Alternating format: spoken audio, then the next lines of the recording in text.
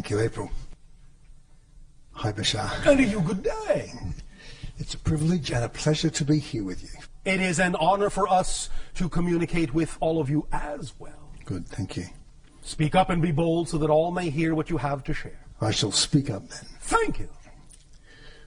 By our thoughts, our choices, and our imaginings, as you said, we create our reality. Through your beliefs and definitions, you create your reality. Your beliefs and definitions determine what kind of feelings and thoughts and behaviors you exhibit. Right. That then reinforce the reality you have created with your belief. But belief is the blueprint. It's the first step. The definition is the key, not just the thought. I know that some people on your planet interchange those concepts and say thoughts create your reality. What they really mean is the basic fundamental belief creates the reality. What you believe is true is what you experience. Then your thoughts will go hand in hand to reinforce that. Good, yes, excellent. And so it's a very individual process, is it not? Yes, but there are collective components to it that you have all agreed to abide by in general. Which are prior agreements as to the structure of the earth and life and so on. Yes. Okay, good, yes. So if I create my reality and it is an individual thing within those agreements, within those prior agreements. Yes. I'm confused about the way in which sometimes you talk about the world that is, as if there's a world out there that we are all sharing. Yes. And all seem to be within this same world. Well, in a sense. We understand that sometimes the limitation of the translation of our thoughts into the human language may leave something to be desired and cause some confusion with regard to the definition of terminology. Nevertheless, there is a collective level to the agreement, and there is an individual level to the agreement, in whatever way you choose to experience it, in whatever kind of world experience you choose to believe you're having, which is also created by individual and collective agreement. Does that make more sense? Can you give us some more?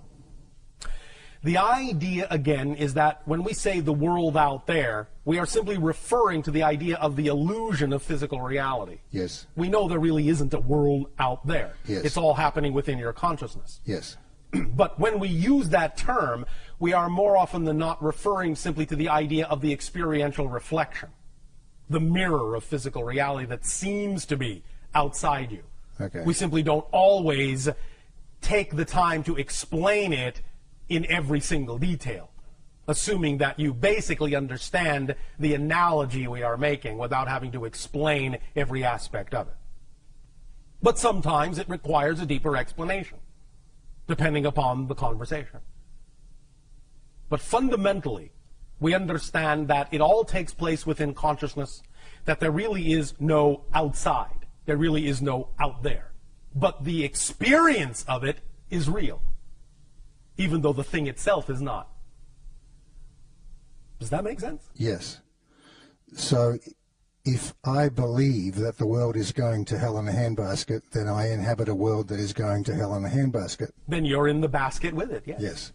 And if I believe that the world is not going to hell in a handbasket, I live in a world that is thriving and prosperous. Yes. Yes. Now, you have for many thousands of years, in your terms of counting time, in that experience, linearly speaking, agreed to have coexisting varieties of belief systems.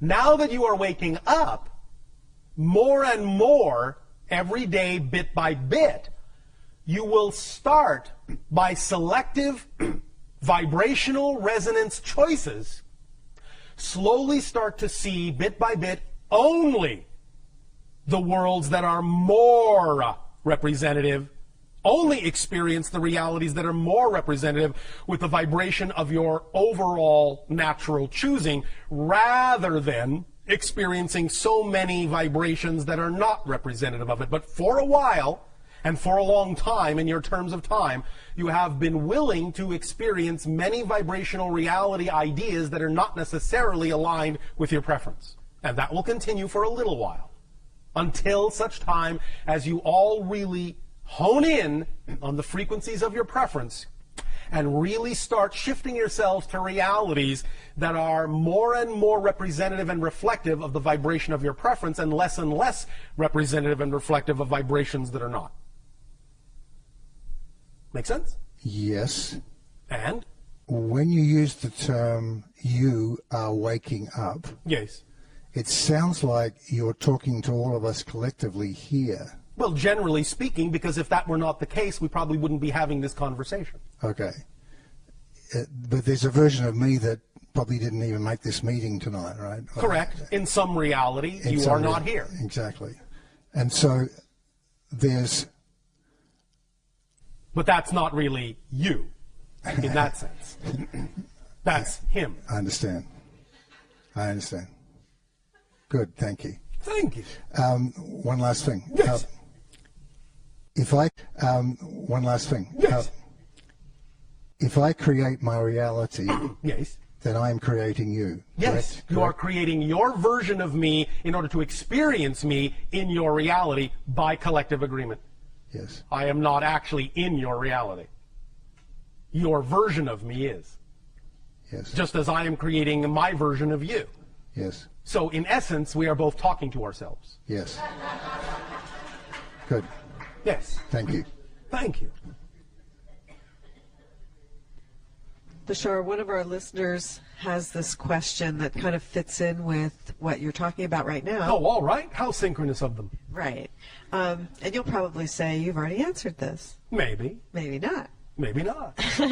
To what extent am I making up my reality? Sometimes I feel like I'm making it all up and I'm the only one who is really here. Yes. Is that true? Yes. But remember, it's not this or that, it's this and that. You are making it all up and you are doing it in concert with others who are also making it all up. That's the paradox. Each individual completely, utterly, totally makes up their entire reality, and at the same time are doing it in concert with other individual aspects of all that is that are also entirely and absolutely making up their own reality. At the same time, they're doing it in concert with each other. It's this and that, not this or that. Creation is inclusive, not exclusive. Does that make sense? Yeah, it's amazing, that it works like that. Yes. So we're pretty much out of questioners now. Is there anybody left that was supposed to ask a question? That was a question. What's your preference, Bashar? That person may ask a question if they have one. All right, but you must come down here and sit in the chair.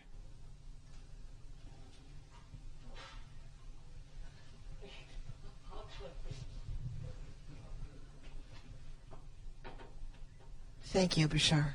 Thank you. Good day. And good evening. Oh, all right. Good evening. Would you say a little more about following your excitement in reference to the struggles we often experience with trying to act in our best understanding with what we perceive? Sounds like you're struggling with the sentence. Yeah, well, yeah. When there's a struggle between Yes. acting on what we believe is our duty, which duty. is not necessarily that exciting, Can you define duty? For example, Yes. well, something that I'm struggling with right now is a very sick parent who is Yes. requiring an enormous amount of time, energy, and attention. Oh, all right. And it's very difficult for me under these circumstances to be acting on my excitement. Why? Because most of my time, attention, and energy are taken up by responding to her needs. So, why are you making an association between one situation and another? How can you not? Good question. You can not. All it takes is a little inventiveness and imagination and trust that where you are choosing to be is where you need to be if you're choosing to be there. Let's explore this. I'm going to give you an example we have used before. But perhaps you can understand in this example how a variation of this idea can be applied in your situation and your circumstance. All right? All right? Oh, yes. Thank you. Want to make sure you're still awake. All right.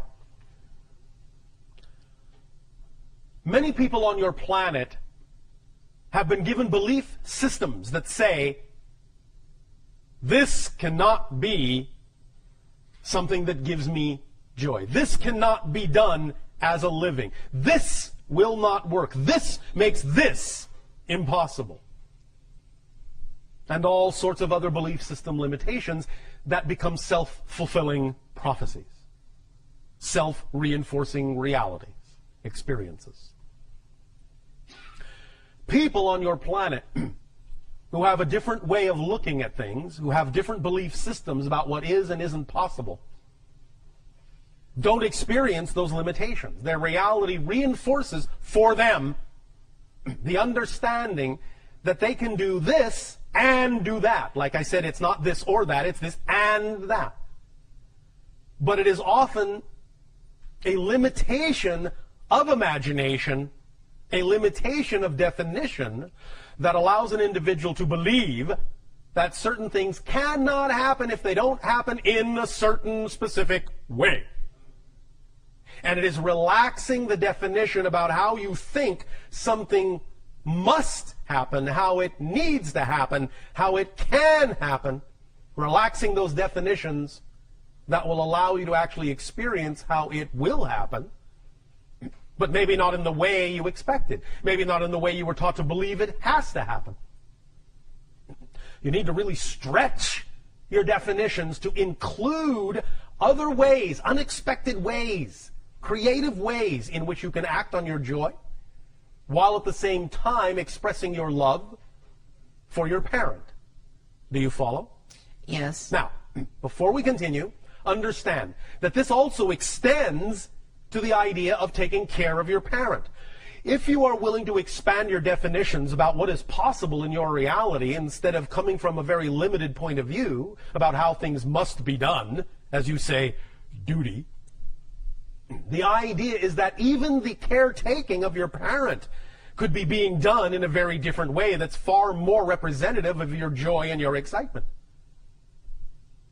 The idea is that you can attract to yourself the things, the people, the places, the things that can aid and assist you in that undertaking that are still representative of your love, of your caretaking, but you don't necessarily have to do it all yourself, and you don't have to assume that you need X, Y, and Z, or that can't happen. You need to relax your definition of abundance, because abundance is just the ability to do what you need to do when you need to do it. That's it. That's it. That's the definition of abundance.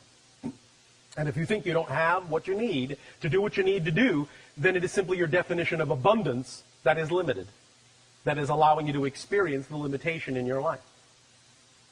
The example of a woman whose great joy was to simply tell stories to her children illustrates the point. That was the most exciting thing she could think of to do. And she did it with absolute flair. It was her joy. So she put everything into it and told astonishing, vivid, imaginative, creative stories to her children. So much so that they began inviting their friends over to listen to these stories, and they became enraptured by these stories, captured by these stories, caught up in these stories. So much so that they started inviting their parents over to listen to these stories, and they became caught up in these beautiful tales that she would weave. So much so that they began to give her money just to tell them stories, to invite her to different houses just to tell her stories. And before you know it, she was making a living just telling stories because that's what she loved to do. And her reality supported her. In that simple thing, she became capable of being completely and utterly and totally supported in her life. Whereas, if she had had the belief system that said, well, yes, I have time to tell stories, but how's that going to help me? How's that going to support me? How is that going to do anything when I'm stuck at home? If that's the way she had thought, she would not have had the ability to do any of that. But she didn't think that way. She didn't believe that way. She didn't even give it a second thought. She just did what was exciting to her, where and when she could. She acted on her excitement to the best of her ability and simply allowed the excitement to bring the synchronicity, to bring the support, to bring the abundance, to bring everything she needed to her. I know beyond a shadow of a doubt that you can too. Why? Because you exist. And you have all the same attributes and all the same qualities that she does. Yes? This is very helpful. Thank you. Our unconditional love to you. Sweet dreams. Thank you very much. Thank you. We will extend at this timing to each and every one of you our deepest appreciation for the co-creation of this interaction and the allowance of this transmission. We will continue with part 2, brick walls and beliefs, and the thorough X-ray examination of the structure of beliefs in what you call tomorrow of your time, which shall be a moment for me. We wish you all an exciting and creative and imaginative good day.